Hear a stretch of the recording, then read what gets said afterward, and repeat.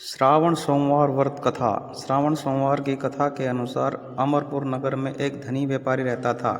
दूर दूर तक उसका व्यापार फैला हुआ था। नगर में उस व्यापारी का सभी लोग मान सम्मान करते थे। इतना सब कुछ होने पर भी वह व्यापारी अंतर्मन से बहुत दुखी था, क्योंकि उस व्यापारी का कोई पुत्र नहीं था। दिन रात उसे एक ही चिंता सताती रहती थी, उसकी मृत्यु के बाद उसके इतने बड़े व्यापार और धन संपत्ति को कौन संभालेगा। पुत्र पाने की इच्छा से वह व्यापारी हर सोमवार भगवान शिव की व्रत पूजा किया करता था। सायंकाल को व्यापारी शिव मंदिर में जाकर भगवान शिव के सामने घी का दीपक जलाया करता था। उस व्यापारी की भक्ति देखकर एक दिन पार्वती ने भगवान शिव से कहा, हे प्राणनाथ, यह व्यापारी आपका सच्चा भक्त है। कितने दिनों से यह सोमवार का व्रत और पूजा नियमित कर रहा है। भगवान आप इस व्यापारी की मनोकामना अवश्य पूर्ण करें। भगवान शिव ने मुस्कुराते हुए कहा, हे पार्वती, इस संसार में सबको उसके कर्म के अनुसार फल प्राप्ति होती है। प्राणी जैसा कर्म करते हैं उन्हें वैसा ही फल प्राप्त होता है। इसके बावजूद पार्वती जी नहीं मानी। उन्होंने आग्रह करते हुए कहा, नहीं प्राणनाथ, आपको इस व्यापारी की इच्छा पूरी करनी होगी। यह आपका अनन्य भक्त है, प्रति सोमवार आपका विधिवत व्रत रखता है और पूजा अर्चना के बाद आपको भोग लगाकर एक समय भोजन ग्रहण करता है। आपको इसे पुत्र प्राप्ति का वरदान देना ही होगा। पार्वती का इतना आग्रह देखकर भगवान शिव ने कहा, तुम्हारे आग्रह पर मैं इस व्यापारी को पुत्र प्राप्ति का वरदान देता हूँ, लेकिन इसका पुत्र 16 वर्ष से अधिक जीवित नहीं रहेगा। उसी रात भगवान शिव ने स्वप्न में उस व्यापारी को दर्शन देकर उसे पुत्र प्राप्ति का वरदान दिया और उसके पुत्र के 16 वर्ष तक जीवित रहने की बात भी बताई। भगवान के वरदान से व्यापारी को खुशी तो हुई, लेकिन पुत्र की अल्पायु की चिंता ने उस खुशी को नष्ट कर दिया। व्यापारी पहले की तरह सोमवार का विधिवत व्रत करता रहा। कुछ महीने पश्चात उसके घर अति सुंदर पुत्र पैदा हुआ। पुत्र जन्म से व्यापारी के घर में खुशियां भर आई। बहुत धूमधाम से पुत्र जन्म का समारोह मनाया गया। व्यापारी को पुत्र जन्म की अधिक खुशी नहीं हुई, क्योंकि उसे पुत्र की अल्पायु के रहस्य का पता था। यह रहस्य घर में किसी को नहीं मालूम था। विद्वान ब्राह्मणों ने उस पुत्र का नाम अमर रखा। जब अमर 12 वर्ष का हुआ तो शिक्षा के लिए उसे वाराणसी भेजने का निश्चय हुआ। व्यापारी ने अमर के मामा दीपचंद को बुलाया और कहा कि अमर को शिक्षा प्राप्त करने के लिए वाराणसी छोड़ आओ। अमर अपने मामा के साथ शिक्षा प्राप्त करने के लिए चल दिया। रास्ते में जहाँ भी अमर और दीपचंद रात्रि विश्राम के लिए ठहरते, वहीं यज्ञ करते और ब्राह्मणों को भोजन कराते थे। लंबी यात्रा के बाद अमर और दीपचंद एक नगर में पहुँचे। उस नगर के राजा की कन्या के विवाह की खुशी में पूरे नगर को सजाया गया था। निश्चित समय पर बारात आ गई, लेकिन वर का पिता अपने बेटे के एक आंख से काने होने के कारण बहुत चिंतित था। उसे इस बात का भय सता रहा था कि राजा को इस बात का पता चलने पर कहीं वह विवाह से इनकार न कर दे, इससे उसकी बदनामी होगी। वर के पिता ने अमर को देखा तो उसके मस्तिष्क में एक विचार आया। उसने सोचा, क्यों न इस लड़के को दूल्हा बनाकर राजकुमारी से विवाह करा दूं।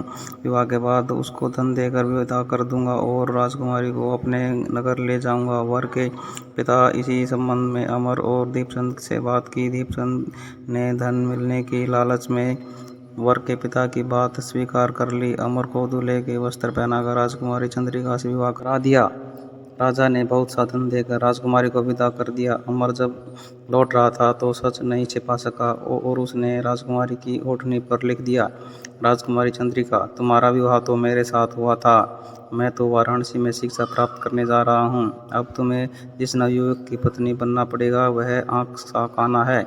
जब राजकुमारी ने अपनी ओढ़नी पर लिखा हुआ पढ़ा तो उसने काने लड़के के साथ जाने से इनकार कर दिया। राजा ने सब बातें जानकर राजकुमारी को महल में रख लिया। उधर अमर अपने मामा दीपचंद के साथ वाराणसी पहुंच गया। अमर ने गुरुकुल में पढ़ना शुरू कर दिया। जब अमर की आयु 16 वर्ष पूरी हुई तो उसने एक यज्ञ किया और यज्ञ की समाप्ति पर ब्राह्मणों को भोजन कराया और खूब अन्न वस्त्र दान दिए। रात को अमर अपने शयन कक्ष में सो गया। शिव के वरदान के अनुसार शयनावस्था में ही अमर के प्राण पखेरु उड़ गए।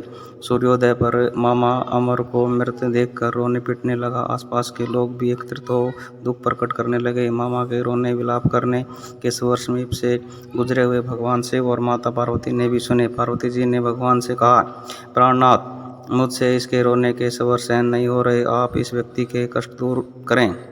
भगवान शिव ने पार्वती जी के साथ अदृश्य रूप में समीप जाकर अमर को देखा तो पार्वती से बोले, पार्वती, यह तो उसी व्यापारी का पुत्र है। मैंने इसे 16 वर्ष की आयु का वरदान दिया था, इसकी आयु तो पूरी हो गई। पार्वती ने फिर भगवान शिव से निवेदन किया, हे भगवान, आप इस लड़के को जीवित करें, नहीं तो इसके माता पिता पुत्र की मृत्यु के कारण रो रो कर अपने प्राण को त्याग देंगे। इस लड़के का पिता तो आपका परम भक्त है, वर्षों से सोमवार का व्रत करते हुए आपको भोग लगा रहा है। पार्वती के आग्रह करने पर भगवान शिव ने उस लड़के को जीवित होने का वरदान दिया और कुछ ही पल में वह जीवित होकर उठ खड़ा हुआ। शिक्षा प्राप्त करके अमर मामा के साथ अपने नगर को चला। दोनों चलते हुए उसी नगर में पहुंचे जहां अमर का विवाह हुआ था। उस नगर में भी अमर ने यज्ञ का आयोजन किया। समीप के गुजरते हुए नगर के राजा ने यज्ञ का आयोजन देखा। राजा ने अमर को तुरंत पहचान लिया। यज्ञ समाप्त होने पर राजा अमर और उसके मामा को महल में ले गया और कुछ दिनों उन्हें महल में ही रखा। उन्हें बहुत सा धन वस्त्र देकर राजकुमारी के साथ विदा किया। रास्ते में सुरक्षा के लिए राजा ने बहुत से सैनिकों को भी साथ में भेजा। दीपचंद ने नगर में पहुंचते ही एक दूत को घर भेजकर अपने आगमन की सूचना भेजी। अपने बेटे अमर के जीवित वापस लौटने की सूचना से व्यापारी बहुत प्रसन्न हुआ। व्यापारी ने अपनी पत्नी के साथ स्वयं को एक कमरे में बंद कर रखा था। भूखे प्यासे रहकर व्यापारी और उसकी पत्नी अपने बेटे की प्रतीक्षा कर रहे थे और उन्होंने प्रतिज्ञा रखी थी कि यदि उन्हें अपने बेटे की मृत्यु का समाचार मिला तो दोनों प्राण त्याग देंगे। व्यापारी अपनी पत्नी और मित्रों के साथ नगर के द्वार पर पहुंचे। अपने बेटे के विवाह का समाचार सुनकर पुत्रवधू राजकुमारी चंद्रिका को देखकर उसकी खुशी का ठिकाना न रहा। उसी रात भगवान शिव ने व्यापारी के स्वप्न में आकर कहा, हे श्रेष्ठी, मैंने तेरे सोमवार के व्रत के करने और व्रत कथा सुनने से प्रसन्न होकर तेरे पुत्र की लंबी आयु का वरदान दिया है। व्यापारी बहुत प्रसन्न हुआ। सोमवार का व्रत करने से व्यापारी के घर में खुशियां लौट आई। शास्त्रों में लिखा है कि जो स्त्री पुरुष सोमवार का व्रत विधिवत से करते हैं और व्रत कथा सुनते हैं, उनकी सभी इच्छाएं पूरी होती हैं। जय शिव शंकर, हर हर महादेव। धन्यवाद।